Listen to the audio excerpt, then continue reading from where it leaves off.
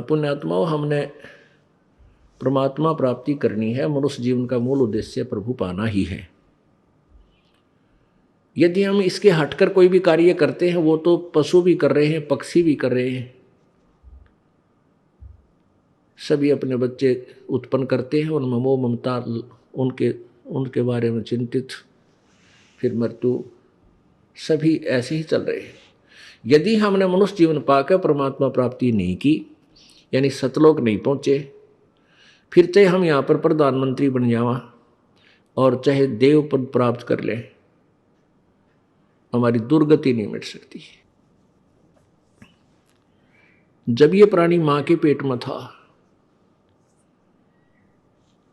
मां के गर्भ में जब प्राणी होता है, इसको पता होता है, जीव को, मानव शरीरधारी प्राणी को मां के गर्भ में होता है, तो इसको पता होता है कि अब तेरी आगे चल के क्या दुर्गति होगी, तेरा क्या बुरा हाल होगा। और ये दुर्गति किस कारण से हुई? कि मैंने भक्ति भगवान की नहीं, किसी मनुष्य जीवन में।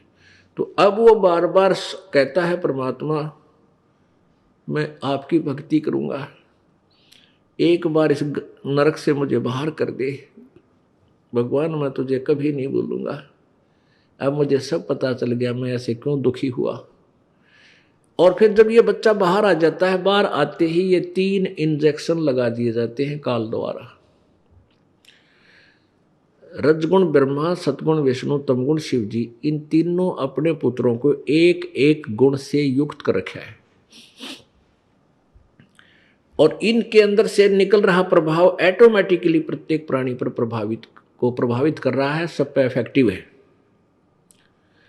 अब जैसे ब्रह्मा विष्णु महेश कहीं भी रहें, उनसे निकल रहा गुण प्रत्येक प्राणी को जो है ना प्रभावित कर रहा है। अब जैसे ब्रह्मा विष्णु महेश अपने लोकों में रहते हैं, इनके अलग अलग राजधानियां हैं। ब्रह्मा लोक अलग है, विष्णु जी का लोक अलग है, शिव जी का लोक अलग है। स्थान, लोक माने स्थान, देश। अब जैसे एक मकान में रसोई होती है, किचन, भोजनालय, और उसमें मिर्चों का छोंक लगता है, मिर्च डाल दी छोंक में, तो वो वहां से उसका जो प्रभाव है छोंक का, उस मिर्चों का प्रभाव ने जाकर उस मकान के अन्य कक्षों में बैठे हुए व्यक्तियों को भी प्रभावित किया, उनको छींकें आने लगी। जबकि मूल वस्तु रसोई में है, उससे निकला हुआ गुण कहाँ पहुंच गया, वहां जाकर प्रभावित किया।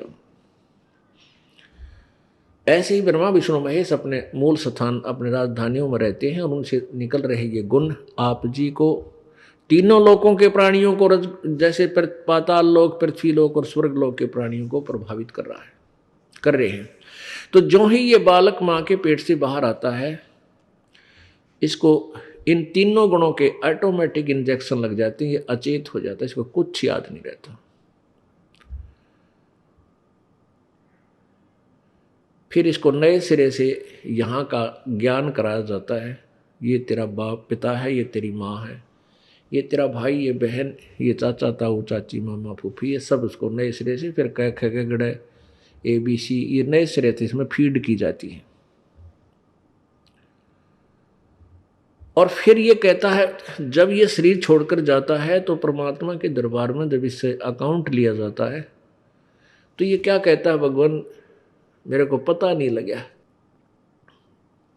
मुझे ज्ञान नहीं हुआ कि मुझे क्या करना चाहिए था, भक्ति करनी चाहिए थी या नहीं थी। तो परमात्मा उलाहने में नहीं रहते, परमात्मा ये भी कसर नहीं छोड़ते। प्रत्येक गांव में, प्रत्येक नगर में, पूरी पृथ्वी पर कोई भी प्राणी ऐसा नहीं जो इस बात से अपरिचित हो भगवान की भक्ति करनी चाहिए, परमात्मा ने याद करो। यानी किसी ना किसी के मुख से उसने अवश्य कहा है भगवान की भक्ति करनी चाहिए, परमात्मा ने याद करवाई। कोई गलती करता है, पाप कर रहा है, भाई भगवान से डर, मालिक ने याद करे। यानी इस तरह की प्रेरणा प्रत्येक प्राणी तक मालिक ने पहुंचा रखी होती है।